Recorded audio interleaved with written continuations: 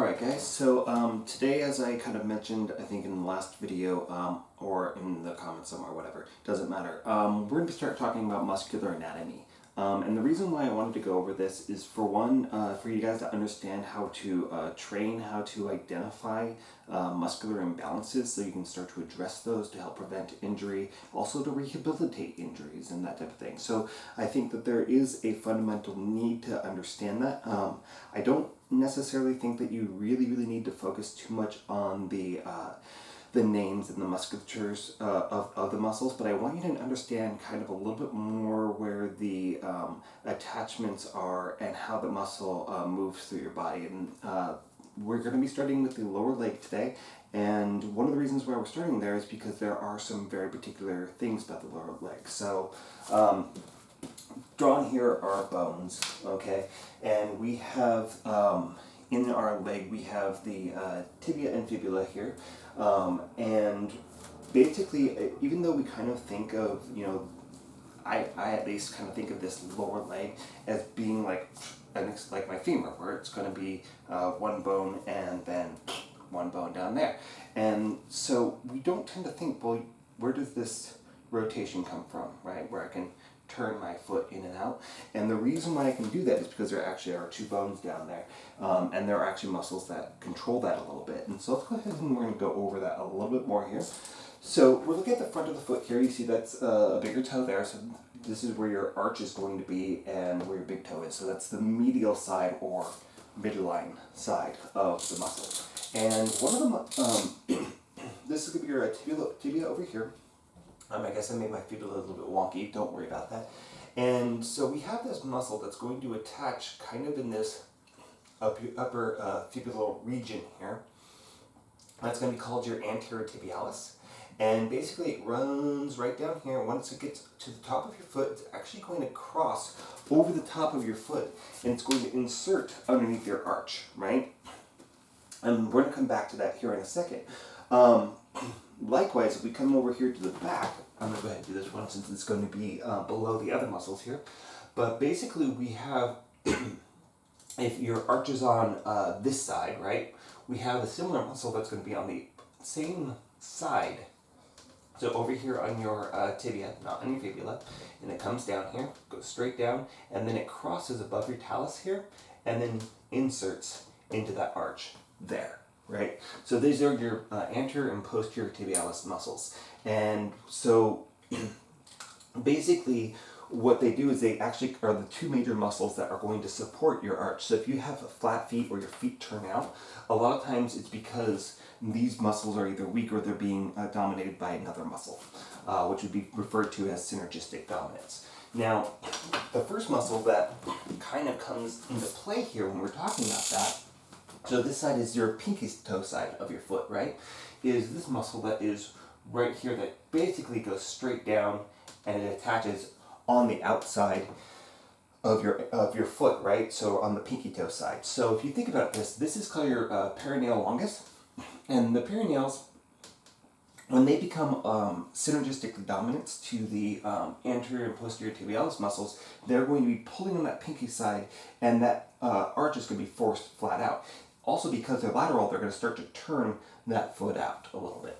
Now, when we come back over here to the backside, there really isn't much else going on here as far as the lower leg musculature that's controlling what's going on down here besides the anterior tibialis. Now, when we look at the backside here, we have, and I probably should have drawn this ahead of time, but let's just say, this is our femur going up there.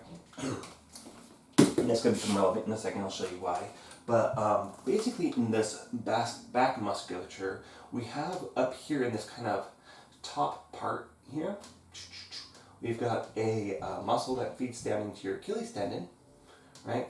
This is called your soleus muscle. And as you see, it actually attaches below the joint. And one of the reasons why this is relevant is that if you want to stretch your soleus muscle, you have to be able to flex your foot back as much as possible without overstretching your gastrocnemius, which is basically the same muscle. It comes in, it feeds into the same tendon, but it kind of extends a little bit higher than that. Let's click. We're going to do it in pink, right? And that muscle So it feeds into the same tendon here. I'm going to use blue because that's not enough variation, right? So it feeds into the same tendon here, and it goes all the way up, and it attaches up there onto your femur. And so basically, one of the reasons why that is going to be relatively relevant here is because if I'm trying to stretch my calves with a straight leg, what I'm going to be hitting is going to be this gastrocnemius. And so if you have tightness in this soleus muscle, you're not going to be able to hit it. Likewise, if you are trying to strengthen your soleus muscle and you're doing it with your leg completely straight, right, you're going to be using more of the gastrocnemius rather than your soleus muscle. So basically, there are muscles which basically articulate 1 to 2 joints, right? And so one example of this is going to be that gastrocnemius. It's going to articulate this the ankle musculature, right, which allows us to do calf raises and that type of thing. And it also helps with knee flexion because it attaches above the knee, right? So,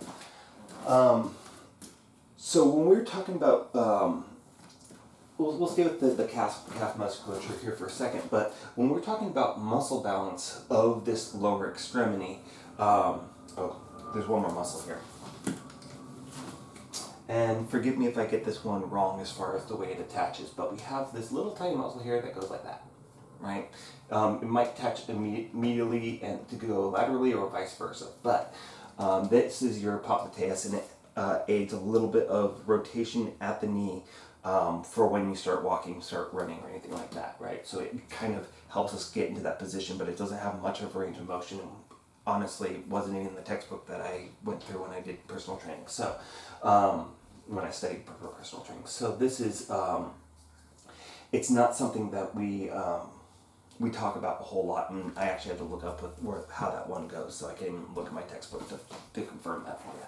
But anyways, basically, one of the things that when we in our calf musculature, specifically the gastrocnemius and the soleus muscle, when it pulls on the heel, it's going to pull a little bit to the outside, and that is going to actually start to flatten your arch. So when we are talking about whether or not you have flat feet or not, the any type of tightness that's going to be in this calf musculature is going to aid in the flatness of those feet, and particularly these lateral threads of the gastrocnemius and soleus muscles, right? They're going to be pulling up and pulling the talus out this way, right, to kind of cause that arch to flatten. Now, yes, you do have people that have bowed legs, and that would be the opposite problem, right? So, and we also have people that can walk with this kind of internally rotated PB dance position, right? So, basically, if we have, let's say that our feet move inward and the arches are over pronounced, and then we're basically walking on the pinky side of our feet, that would indicate a tightness in this anterior and posterior tibialis, right? Because they're going to be crossing over to the arch and making that arch overactive. We don't see that very often, but it can happen. And then if we have flat feet, the opposite problem is going to be this perineal longus, and it's also going to be the lateral heads of that gastrocnemius and soleus musculature. So that's what we kind of want to be getting at if we want to fix an arch issue, because a lot of times, and we don't really think about that too much when we talk about, in layman's terms, exercising and all that, is that what we refer to as the kinetic chain. And what that means is that anything that's happening up here is going to affect what's happening down here and vice versa, right? And so one example of this, for one, is most people have some type of hip pike on one side of their body. When this hip rides higher than this hip, this shoulder is going to ride shoulder lower than this shoulder. And so the spine, so if we got high hip here, so there's your hip bone, and legs, woohoo! And then low shoulders, right? There's your shoulder line here. Your spine is going to curve kind of like that, right? You're going to get a little bit of that kind of like a scoliosis kind of pattern going there. Not all scoliosis is because of imbalances in your lower body that cause these little hip hikes, but the hip hike can definitely cause a compromised spine, and a lot of times that can be starting at the feet. For example, I sprained my left ankle right after college when I was working at Old Spaghetti Factory, and went to work the next day with the sprained ankle and hobbled my way through it. Even with crutches, and I still had people complaining about how slow I was. Fuck them. But what that meant is that my ankle did not heal properly, right? Because I was young and I was stupid and I didn't know all this shit. And so basically my left foot is a little bit flat, so I get some internal rotation at the knee, which is going to change the height and the way that my hips move, which is going to in turn affect my spine, which is going to affect my shoulders, going to affect my neck.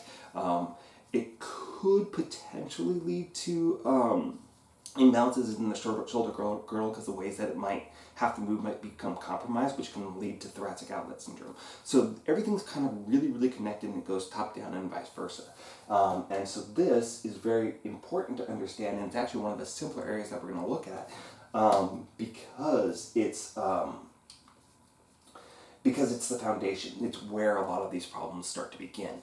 And there are ways, and we can go through that on another time, to kind of determine whether or not the problem is at the feet or if it's happening at the hips or somewhere else in the body.